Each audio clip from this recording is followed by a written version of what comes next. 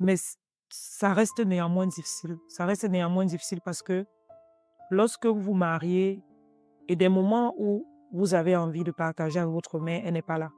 Vous voyez par exemple vos amis qui partagent des moments particuliers, des moments où vous avez besoin qu'une maman soit auprès de vous et votre mère n'est pas là.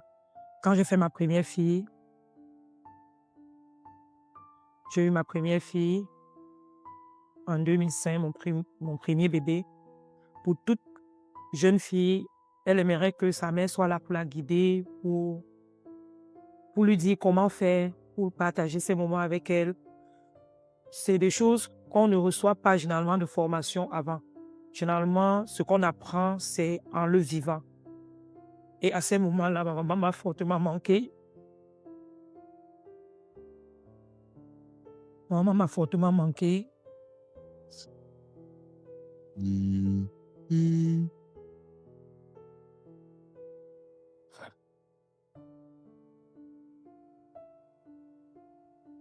Quand mon bébé était malade, j'ai une fille qui était tellement... Donc l'enfant était malade et comme je disais, euh, elle m'a tellement manqué cette période-là particulièrement que j'ai fait un rêve et je l'ai vu et ça m'avait beaucoup réconforté.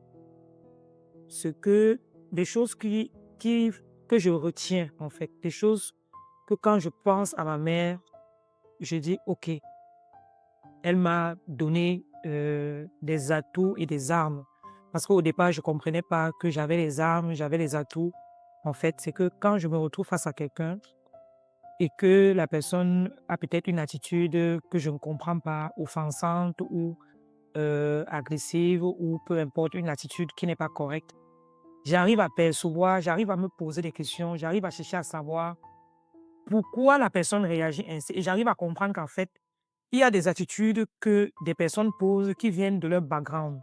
C'est-à-dire que de la façon dont ils ont grandi, de la façon dont ils ont eu leur enfance qui a forgé ce qu'ils sont aujourd'hui. C'est aussi dans ces histoires que naissent souvent les plus grandes forces. Ces enfants-là devenus adultes qui vont développer une maturité affective, une empathie et une résilience extraordinaires. Ils vont apprendre à se donner eux-mêmes ce qu'ils n'ont pas eu. Ils vont apprendre à devenir parents aussi, à être là pour leurs petits frères et pour leurs petites sœurs. Et un jour, sans même s'en rendre compte, ils pourront devenir cette présence stable, apaisante, maternelle ou paternelle pour eux-mêmes ou aussi pour les autres. Non pas pour oublier, mais pour continuer à aimer autrement, pour continuer à vivre et pour développer une résilience.